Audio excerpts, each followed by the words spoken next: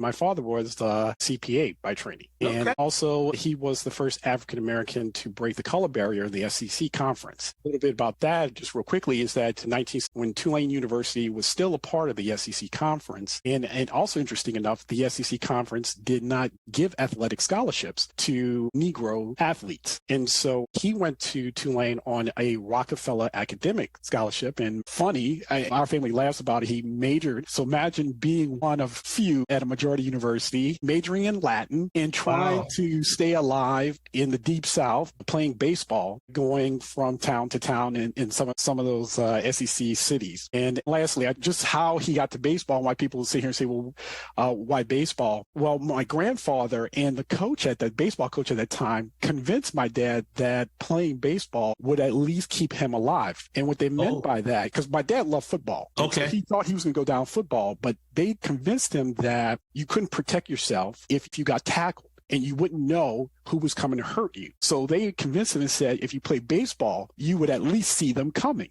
at you.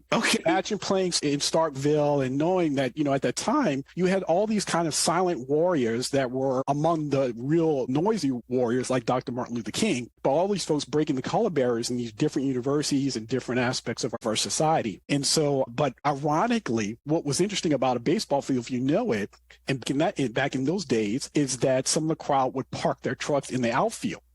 So my dad was an outfielder.